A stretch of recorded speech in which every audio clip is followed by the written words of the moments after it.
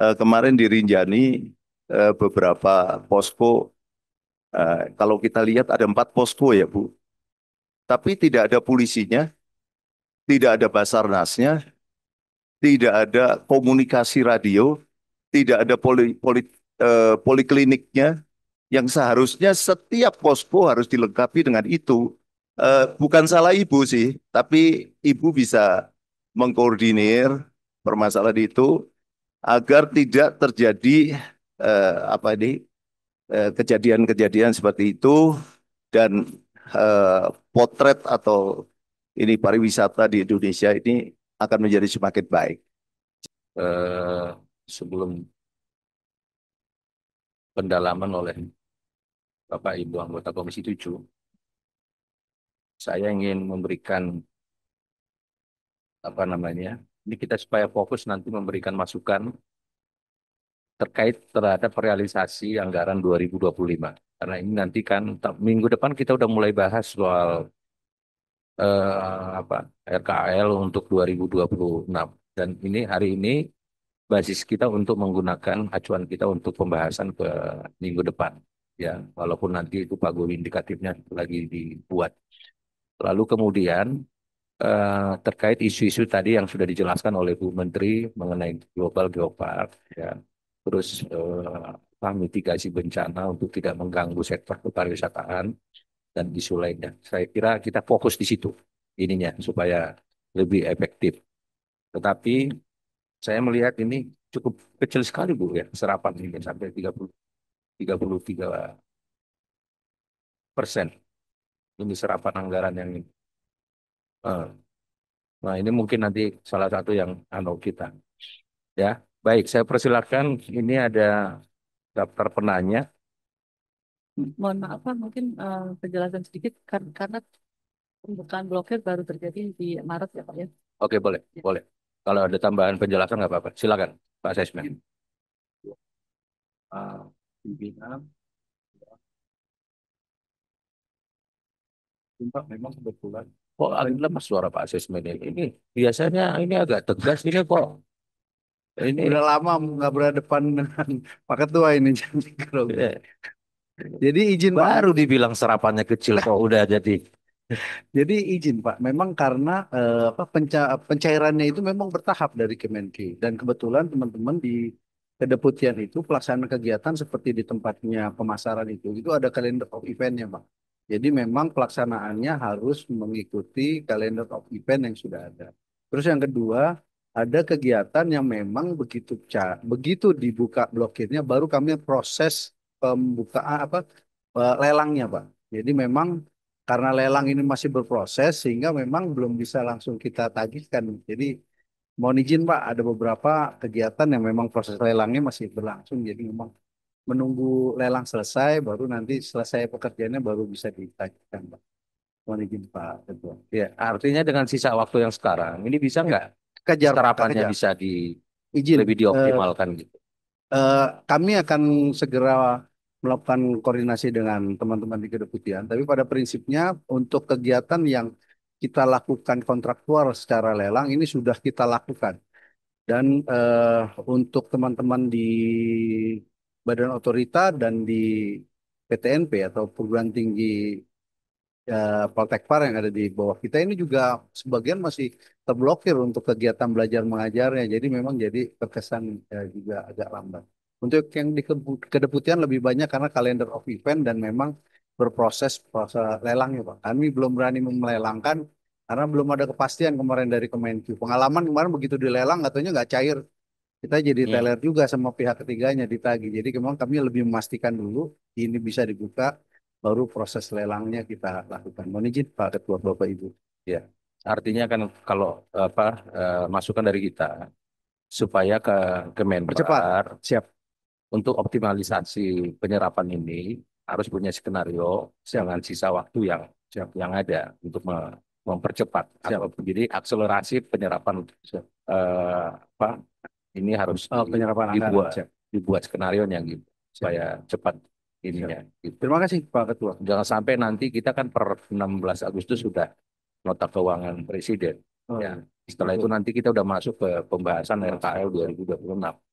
dan nggak bisa lepas dari realisasi anggaran di 2025. Itu kan menjadi acuan kita basisnya nanti. Ya, Siap, Pak. selain pagu indikatifnya. Nah, maksud saya jangan sampai serapannya kecil itu akan mempengaruhi nanti akan berdampak terhadap RKL 2026. Itu aja yang catatan kita. Catatan ini menjadi perhatian khusus buat kami nanti semua. Ya, Makasih, Pak. kita memahami lah yang blokir ini kan bukan hanya Kemenpar juga, yang kementerian lain juga mengalami hal yang sama. Cuman yang perlu kita tekankan adalah Kemenpar harus punya skenario untuk akselerasi penyerapan anggaran ini. Itu aja ininya kita supaya tidak berdampak nanti terhadap RKL 2026. Oke, baik Bapak Ibu ya. Kita mulai dari ini kanan dulu apa kiri dulu nih? Yang ada di daftar saya cuma 3 penanya. Ya, syukur-syukur hanya 3 ini menanyakan. Kan? Eh, ini ya. Sementara ini dulu yang kita ini nanti kalau ada waktu kita bikin sesi kedua. Dari sisi kanan Pak Bambang Haryo Soekartono. Terima kasih Bapak Pimpinan. Saya Juga lihatnya ke sana Pak Kardaya terus ini jadi Pak Bambang rupanya sebagai Bapak dan Ibu Pimpinan nih Pak. Aduh, ini Pak ya. Pak Kardaya Pak. Alhamdulillah. Juga seluruh anggota Komisi 7 yang sangat-sangat saya hormati, juga Bu Menteri, Bu Wakil Menteri, serta seluruh jajarannya. Alhamdulillah, eh, sorry Pak Bambang, kalau bisa jangan lebih dari 2 menit ya masing-masing penanya ya. Karena kita harus selesai pukul 15. ya kalau 2 menit saya nggak usah tanya aja Pak, Pak Ketua. Lebih baik Ya, Assalamualaikum kita aja selesai. Mohon maaf itu Pak, Pak Ketua. Izin Pak Ketua. Izin. Mohon maaf. Terima kasih. Kami memberikan apresiasi kepada Bu Menteri beserta jajarannya yang sudah bekerja secara maksimal dan hasilnya cukup baik, mulai dari devisa pariwisata mengalami kenaikan yang signifikan. Ini luar biasa ini Pak. Eh, Juga eh, kontribusi dari PDB juga mengalami kenaikan. Di kuartal 1 tadi sudah 3,9%, padahal targetnya cuma 4, sekian. Ini ini pasti terlampaui. Juga para wisatawan mancanegara ini juga mengalami kenaikan. Ini satu prestasi yang luar biasa menurut saya, Bu. Eh, Kalau permasalahan anggaran, saya pikir hanya ada 2 titik yang perlu Ibu beserta jajarannya untuk perhatikan adalah permasalahan yang berhubungan dengan bidang pemasaran. Kenapa serapannya masih 15%? Padahal pemasaran ini paling penting di pariwisata. Terus yang kedua, bidang event. Bidang event cuma 23%. Ini perlu dipacu secara maksimal sehingga eh, kita bisa mendapatkan yang terbaik untuk peningkatan daripada jumlah pariwisata kita. Yang kedua, kami ikut prihatin Ibu. Australia kemarin mengeluarkan satu warning, nggak tahu, tapi bukan travel warning, nggak tahu, warning untuk para ini bahwa keselamatan yang ada di wilayah destinasi wilayah di Indonesia, terutama yang ada di pantai, apalagi sekarang ada gunung juga, itu kurang aman dan kurang bisa untuk menyelamatkan. Kemarin dalam waktu yang tidak lebih dari 3 bulan, itu sudah ada 5 kapal pariwisata kita itu mengalami kecelakaan. Dan itu hampir sebagian besar kapal-kapal pariwisata ini eh, tidak mendapatkan pertolongan dari eh, apa ini eh, dari yang berwenang. Yang berwenang ini mulai dari Basarnas, kita ada Basarnas, kita ada Coast Guard yang ada di ini, kita ada Bakamla, Tapi pada waktu kecelakaan di kapal pariwisata, ini kapalnya memang tagline-nya adalah pariwisata. Itu tidak ada yang bekerja secara maksimal. Tidak ada yang datang tepat pada waktunya. Ya ini mungkin perlu adanya satu penekanan kembali. Dan ibu di pariwisata adalah sebagai leading sektor. Leading sektor bagi semua yang terlibat di dalam pariwisata ini. Mulai dari transportasi, mulai dari kepolisian, mulai dari Basarnas dan sebagainya ada di bawah kendali ibu. Kendali Kementerian Pariwisata. Itu semua yang ada di wilayah destinasi pariwisata. Jadi ini eh, semuanya harus perfect karena ini menyangkut apa ini kepercayaan publik baik internasional terutama internasional maupun domestik kita. Ini apalagi ada kecelakaan lagi di Bali kemarin walaupun ini apa transportasi ferry di luar daripada ini tapi image masyarakat tentang transportasi ferry yang menuju ke Bali ini ya transportasi pariwisata yang mendukung dunia pariwisata. Nah ini juga begitu. Apa mungkin perlu adanya satu kerjasama dengan Kementerian Perhubungan dan eh, eh, ini termasuk juga di wilayah pegunungan kita yang di mana kemarin di Rinjani beberapa posko. Kalau kita lihat ada 4 posko ya Bu, tapi tidak ada polisinya, tidak ada Basarnasnya, tidak ada komunikasi radio, tidak ada polikliniknya, yang seharusnya setiap posko harus dilengkapi dengan itu, sehingga masyarakat yang pada saat akan melaksanakan pariwisata terutama yang internasional ini betul-betul bisa terakomodir semua yang diinginkan oleh mereka, termasuk makanan, termasuk WC kamar mandi ada di posko. Posko 1, 2, 3, 4 cuman kotak posko aja nggak ada nggak ada isinya apa-apa, termasuk sumber daya manusianya. Ya cuman posnya aja, tuh, pokoknya bisa ya, tapi isinya nggak ada. Jadi ini bukan salah ibu sih, tapi ibu bisa mengkoordinir permasalahan itu agar tidak terjadi apa ini kejadian-kejadian seperti itu dan eh, potret atau ini pariwisata di Indonesia ini akan menjadi semakin baik.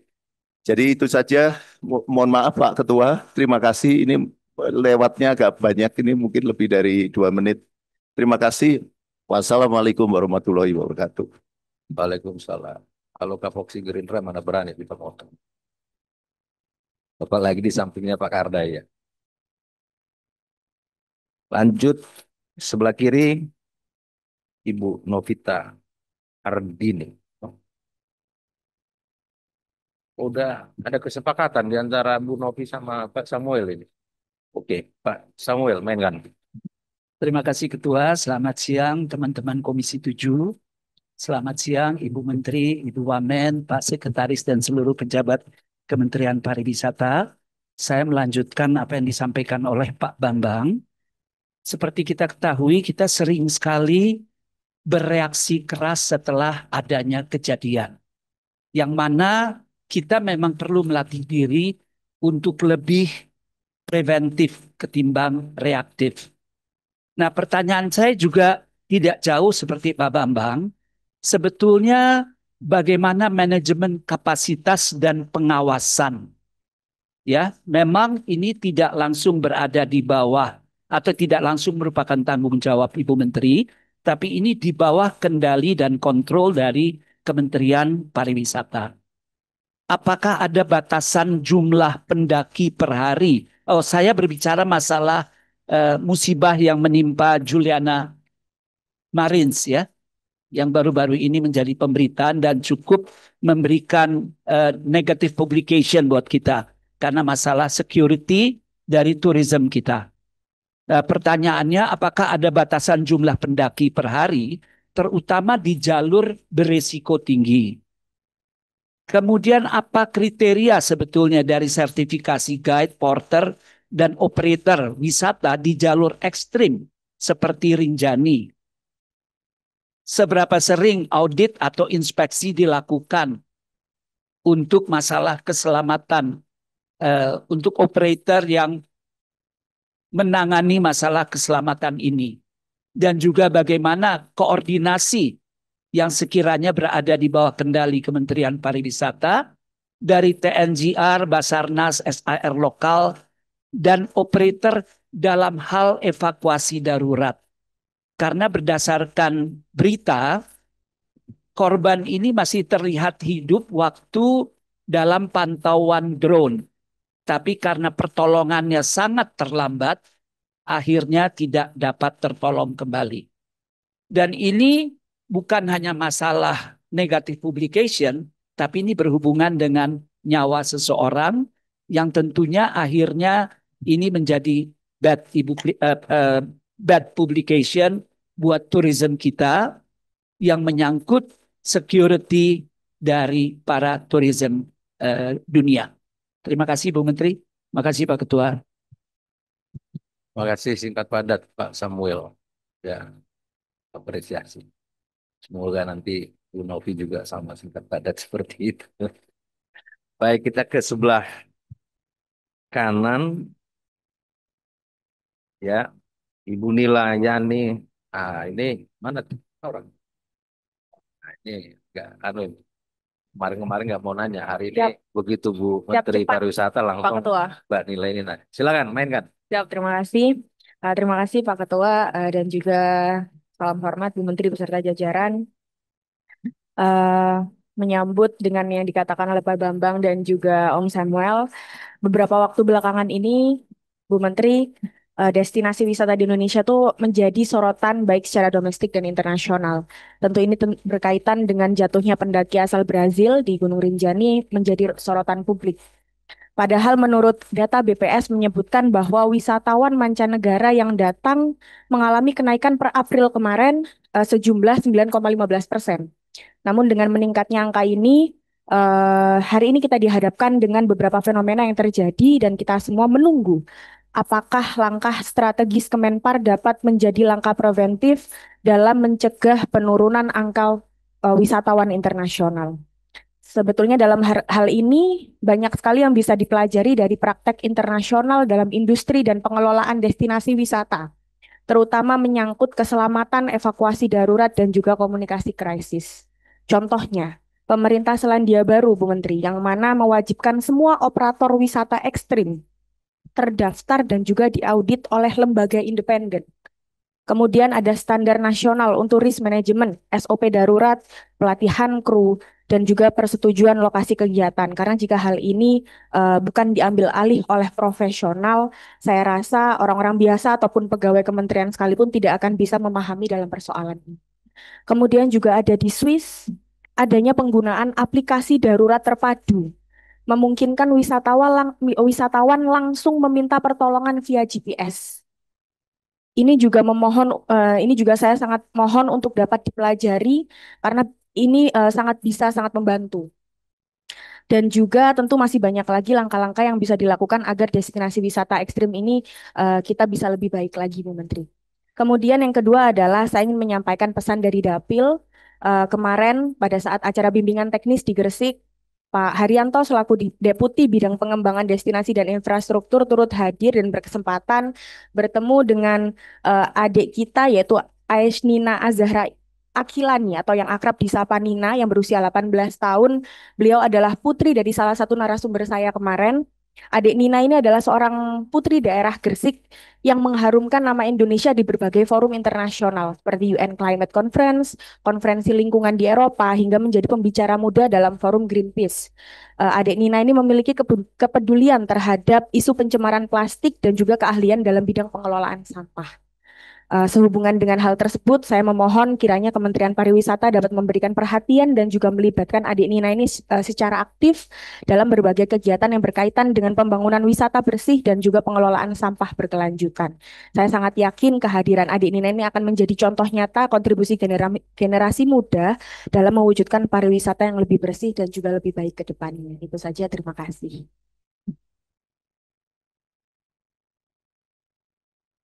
Oke. Sebelah kanan tadi, terus kita sekarang masuk ke sebelah kiri. Oh, Ibu Ratna. Dan Terima kasih. Assalamualaikum warahmatullahi wabarakatuh. Terima kasih Pak Pimpinan, Ibu Pimpinan dan juga Bu Menteri Pariwisata dan staf. Saya hanya ingin tidak bertanya, hanya ingin memberikan masukan. Kita tahu nanti 2026 akan ada program untuk anggaran baru. Ya, bagaimana agar Bapak Ibu bisa melalui pendekatan yang kolaborasi dan berbasis data pembagian hasil pendapatan dari sektor pariwisata agar pembagian antara daerah dan pusat dapat dilakukan secara adil dan efektif. Karena selama ini saya lihat kalau ke tempat pariwisata banyak hal yang mereka keluhkan, terutama daerah ya. Ketika pembagian, misalnya banyak wisata yang datang, semua masuk ke pusat. Tidak diberikan pemeliharaannya akan menjadi tempat pariwisata menjadi istilahnya hancur karena tidak adanya pemeliharaan yang diberikan wewenang baik keuangan dan sebagainya. Itu yang mudah-mudahan. Yang kedua, ini sebagai masukan, kemarin saya dapat jalan-jalan ke Baju, Labuan Bajo, ada satu restoran. Ketika saya masuk, mereka tidak memberikan daftar kuliner itu secara langsung, misalnya harga ikan sekian. Kita bisa istilahnya nawar, ini harga ikan sekian ya Bu ya. Jangan-jangan sampai hal-hal seperti itu akan membuat wisatawan akan menjadi ciut ketika mereka eh, ke restoran untuk makan dan sebagainya. Nah, itu aja masukannya, Bu, Bu Menteri. Terima kasih. Wassalamualaikum warahmatullahi wabarakatuh. masukan Bu Rahma yang cukup cemerlang. Bu Menteri, Bu Rahma ini baru ulang tahun kemarin. Saya nggak tahu itu karena baru ulang tahun, begitu smartnya keluar. Ya siapa tahu Bu Menteri mau ngirim kue ulang tahun. Nah, kita lanjut ke sebelah kiri juga karena sebelah kanan sudah habis. Ini Masih ada Pak, ah di daftar saya nggak belum ada pulang. Pak Kardaya. Sudah daftar katanya. Nah ini senior Pak Kardaya ini nggak ada yang bisa membendung itu. Kalau ada, tapi sebelah sebelah kiri dulu ya Pak Kardaya. Diizinkan nggak? Oke, kita lanjut ke Pak Tifato. Pak Tifato Baik, sendiri. terima kasih. Jangan Pak lupa Ketua. pantunnya Pak. Pantun berbahaya sekarang Pak, nggak bisa berat. Baik, Assalamualaikum warahmatullahi wabarakatuh. Selamat sore, salam sejahtera. Terima kasih Pak Ketua dan Pak Saleh Daulay sudah memperhatikan dapil kita itu kemarin. Terima kasih. Teman-teman semua dan Bu Menteri serta jajarannya ya. Ini masalah anggaran ini penting kalau menurut saya. Jadi jajaran Kemenpar juga mesti memahami semuanya bahwa APBN itulah trigger untuk mencapai PDB. Jadi dia adalah trigger. Jadi dia memang harus dibelanjakan supaya bergerak ekonomi di bawah itu. Bukan berarti kalau satu kementerian bisa nahan anggaran di atas itu bagus, enggak. Dia trigger. Jadi kalau APBN kita sekitar 3.600 triliun, maka rumus PDB itu multiply by 5. Jadi 18.000 triliun. Nah, dunia global melihat size PDB kita itu akan menciptakan trust. Disitulah mereka mau kerjasama, disitulah dia mau memberikan apa investasi dan seterusnya. Pengaruhnya ke situ. Jadi untuk bulan Juli ini mestinya paling nggak 40% lah, atau bisa lebih gitu. Ya, memang kemarin ada masalah blokir dan sebagainya, Bu ya. Jadi tolong teman-teman di Kemenpar ini memperhatikan ini. karena ini berefek kepada hubungan kita dengan negara-negara lain. Yang kedua adalah masalah ini Bu, Danau Toba ini juga. Jadi saya menanyakan juga, adakah target waktu revalidasi dengan UNESCO ini? Ya, semacam peta jalan singkat lah itu ya. Jadi sampai kapan itu bisa direvalidasi? Karena itu kayaknya ada ini ya, misinfo atau kurang lengkapnya informasi dari kita. Yang kedua, bagaimana bentuk koordinasi dengan Pemda dan masyarakat setempat, ya, apa dengan Kemenpar itu seperti apa? Dan yang terakhir tadi sebetulnya saya nggak terlalu ingin juga mengomentari, tapi eh, case Rinjani ini, Pak, Bapak-bapak, teman-teman juga, Rinjani ini human error, bukan masalah. Kalau kita lihat ya, saya juga pendaki gunung sih ya. Jadi dari Juliana ini jalan sendiri tanpa guide di letter E itu. Letter E itu memang sangat berbahaya. Dan tidak ada tanda-tanda kehidupan setelah dia jatuh, Pak. Karena kepalanya yang hasil otopsi, kepalanya tetap bentur. Jadi dia langsung pingsan. Memang ininya masih menyala, senternya. Jadi trek Rinjani itu kalau mulai dari Pelawangan Sembalun ke Summit itu memang sangat berbahaya. Nah itu tidak bisa orang amatiran atau tanpa guide. Itu kepleset sedikit ya. Dulu juga pernah beberapa kasus ya. Jadi kalau menurut saya Bu Menteri dari Kemenpar ini memang lebih bagus Februari juga PR-nya. Jadi penjelasan masalah itu yang rasional, yang bisa diterima gitu. PR-nya lebih sebetulnya. Jadi misalnya gini, eh, ya ini tidak bisa kita, misalnya tim rescue itu mesti ada memang. Tapi Pak Mas Bambang Haryanto tadi menyebutkan, halo Mas Bambang, eh, itu bukan posko Pak, itu pos, nggak ada ko-nya. Jadi pos itu pondok aja Pak, pondok untuk istirahat. Kalau posko itu ada komandonya, ada walkie-talkie. Ini Jawa ini udah termasuk bagus lah ada. Kalau saya ke Sumatera jalan sendiri aja sampai ke atas nggak ada Pak, ada macan segala di Gunung Dempo tuh. Nggak ada itu macannya kasih titit-titit ini ada di sini gitu kan. Di Pulau Jawa ini lumayan. Soal orang yang terjadi suatu musibah itu lebih banyak human error sebetulnya. Karena misalnya dia belum siap atau tiba-tiba mendadak atau ikut-ikutan. Nggak usah jauh-jauh ke Rinjani lah di Pondok Gede, di Pondok Gede. Di Gunung Gede ini beberapa meninggal Pak karena hipotermia. Dia nggak bawa perlengkapan yang cukup. Kita tuh bukan hanya ketika kita kecapean, Pak, itu suhu tubuh kita turun, Pak. Nah, ketika suhu tubuh turun itu tidak pada ada makanan, kurang asupan, itu yang menyebabkan hipotermia atau ngaco-ngaco gitu ya. Jadi, untuk ini saya perhatikan juga Rinjani ini Bu Menteri, PNBP-nya itu setahun itu mencapai 22,5 miliar PNBR ini. Jadi maksud saya yang ini tidak dibawa ke atas semua seperti Bu Ratmawati tadi. Nah untuk tim rescue itu disiapkan paling nggak peralatannya gitu ya. Memang saya setuju dengan Pak Samuel agak lambat 4 hari Pak baru diangkat Pak.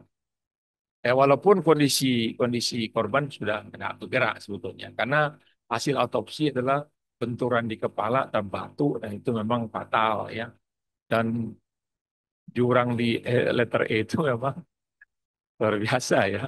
Jadi dulu pun hampir meninggal orang Irlandia itu. Jadi sekali lagi tentang ini PR-nya mungkin dari ini disiapkan dan mungkin saja insiden beberapa kali terjadi apalagi gunung kita. Ini bagus nih masih diawasi. Saya di Sumatera, saya pernah ke eh, gunung Kinabalu di Malaysia itu. Itu lengkap. Kita bayar 1.000 ringgit. 1.000 ringgit itu kurang lebih waktu itu 3,5 juta. Tapi di atas dikasih makan. Terus trek-treknya itu semuanya jelas walaupun tajam-tajamnya. Bagi mereka itu industri. Dan dibatasi memang sehari itu hanya naik 150 dan turun 150 orang pendaki. Jadi hanya 300 yang berada di yang naik dan yang turun. Kalau kita ini kan nggak ada batasannya. Pakai Malaysia datang semau-maunya, bule lagi apa. Jadi sekarang tuh kadang-kadang kayak pasar gitu ya. Nah, itu mungkin perlu ditinjau juga. Itu saja Pak Ketua. Sekan. Ya, Sri Mulyani, penyanyi hatiku sedih. Cukup segini dan terima kasih. Assalamualaikum.